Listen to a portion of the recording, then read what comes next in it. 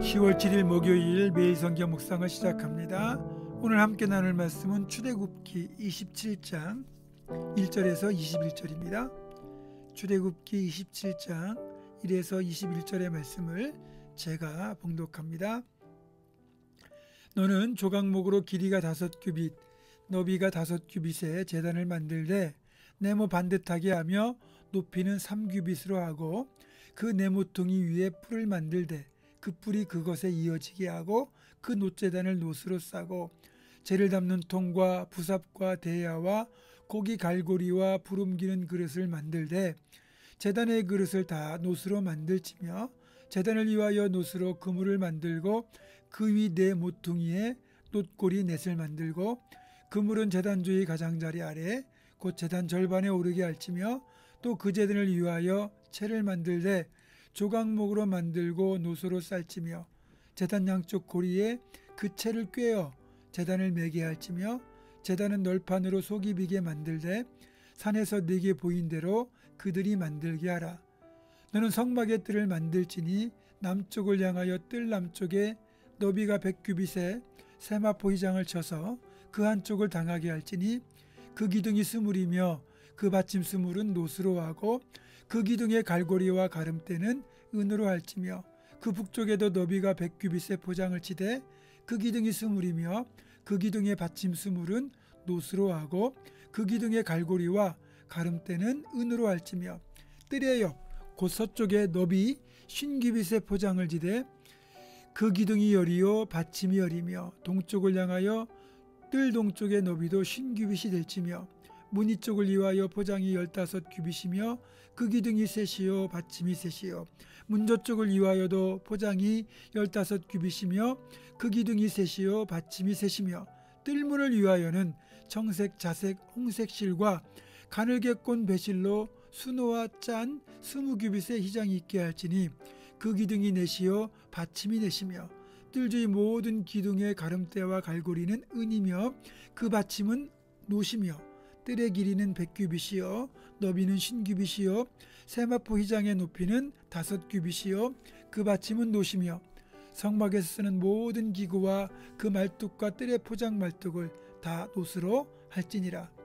너는 또 이스라엘 자손에게 명령하여 감나무로 짠 순수한 기름을 등불을 위하여 네게로 가져오게 하고 끊이지 않게 등불을 켜되 아론과 그의 아들들로 해마간 증거계 앞 휘장 밖에서 저녁부터 아침까지 항상 여호와 앞에 그 등불을 보살피게 하라.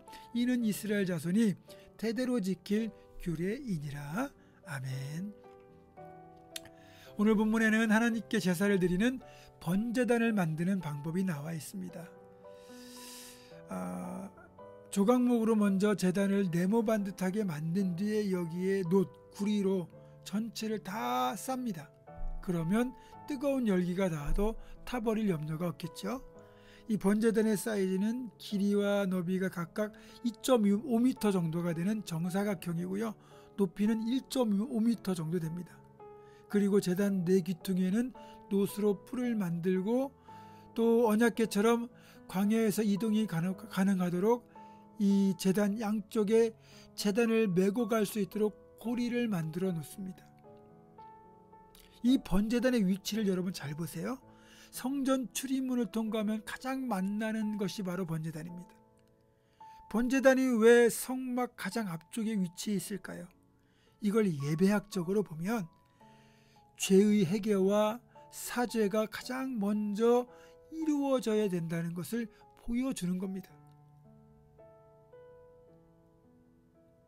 일단 이 번제단은 제물을 태워 하나님께 제사를 드리는 장소로 사용되니까 구약에서는 소나 양, 염소나 비둘기 같은 그 짐승이 사람의 죄를 대신하여 피 흘리고 자신의 몸을 태워 드림으로써 속죄 역할을 감당하죠. 이것들을 이제 대속제물이라고 그래요. 이처럼 번제단의 역할은 하나님께 자신의 죄를 구하고 사함을 받기 위한 속죄 제사를 드리는 장소예요.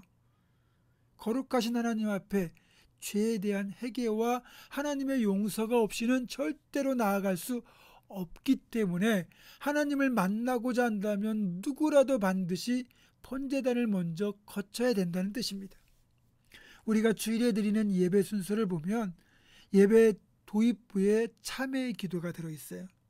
그 이유 역시 죄의 고백과 사함을 통하여 거룩하신 하나님 앞에 우리가 정결한 예배자로 나아가기 위함입니다. 만약 이 과정이 없으면 어떻게 될까요? 마태복음 22장에 그걸 알려주는 내용이 실려 있습니다. 마태복음 22장을 보면 어떤 왕이 혼인잔치를 벌이고 손님들을 초청해서 혼인잔치에 손님들이 가득 모였어요. 그런데 그 중에 예복을 입지 않은 한 사람이 있었거든요. 그래서 왕이 그 사람을 보고는 어찌하여 예복을 입지 않고 여기 들어왔느냐 그러면서 사원들에게 말하되 그 사람의 손발을 묶어 바깥 어두운 데에 내던지라고 명령하는 장면이 나오거든요. 여기에서 이 예복이라고 하는 것은 신학적으로나 예배학적으로 볼 때 예수 그리스도의 십자가 보혈로 정결하게 죄 씻음 받는 걸 상징합니다. 그러니까 죄사함이라는 이 선결이 없이는 결코 거룩하신 하나님을 만날 수 없다는 것, 아예 불가능하다는 걸 알려주는 거죠. 죄가 해결되지 않은 상태에서 만약에 우리가 거룩하신 하나님을 만난다? 즉시 치심을 받아 죽게 되어 있습니다. 그래서 우리의 모든 간구에서도 먼저 자신의 죄를 고백하고 용서를 구하는 기도가 드려진 뒤에 개인의 간구나 공동체를 위한 기도가 드려져야 되는 거예요. 그래서 어찌 보면 우리가 성막에서 가장 먼저 만나게 된 이 번제단은 우리를 살게 하시라는, 우리를 살리기 위한 하나님의 은혜의 수단이다, 이렇게 볼 수 있는 겁니다. 그리고 9절 이하를 보면 성막의 뜰을 외부와 차단하도록 그렇게 명령하고 있습니다. 그래서 담장의 역할을 할 수 있도록 기둥을 받고 거기에 세마포를 둘러서 자연스럽게 성막 있는 부분과 외부를 차단하는 거죠. 그렇게 해서 보면 전체적으로 성막들을 포함해서 성막까지 감싸도록 한 이 전체 규모는 앞뒤 길이가 40m, 좌우 길이가 20m 정도로 꽤 규모가 있습니다. 사실 성전이나 성막이나 아무리 크다고 하더라도 우리 하나님의 임재를 감당할 수 있겠습니까?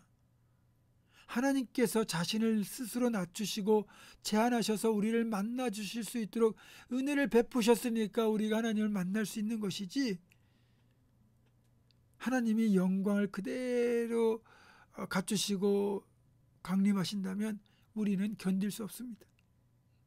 또 이 모든 것들을 종합해서 보면 그래서 하나님은 예배당의 크기나 성도의 숫자와 상관없이 진짜 하나님을 예배하는 사람 한 사람이라도 있으면 그곳에 임재하시고 두세 사람이 예수님의 이름으로 모인 곳에 함께 하시는 분임을 알 수 있습니다.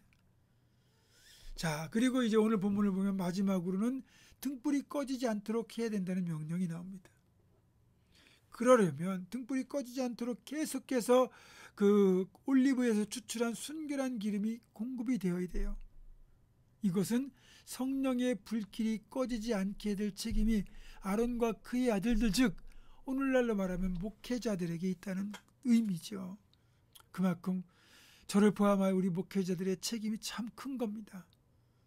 그래서 우리의 기도의 등불이 불길이 꺼지지 않고, 예배의 불길이 꺼지지 않고, 전도의 불길이 꺼지지 않고, 찬양의 불길이 꺼지지 않는 그런 우리가 된다면 우리는 진정한 성막을 이루는 거죠.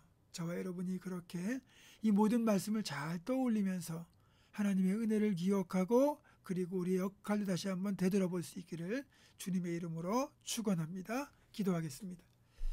고마우신 하나님, 성막 입구에 번제단이 놓여 있는 것은 죄 많은 우리가 죄사함 받고 하나님을 만날 수 있도록 베푸신 은혜의 자리임을 다시 한번 기억합니다.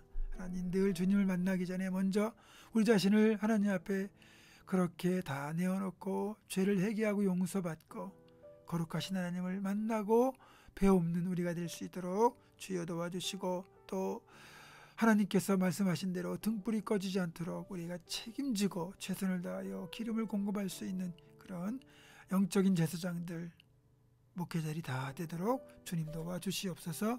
예수님의 이름으로 기도하옵고, 이제는 우리 주 예수 그리스도의 은혜와 하나님의 사랑과 성령의 교통하심이 죄사함의 은총을 먼저 구하고 또 은혜 받고 하나님을 만난 뒤에 끝까지 등불이 꺼지지 않도록 최선을 다할 것을 결단하는 사랑하는 모든 성도들, 이들의 삶과 가정과 생업과 우리 교회 위에 지금부터 영원토록 함께 하시옵기를 간절히 축원하옵나이다. 아멘.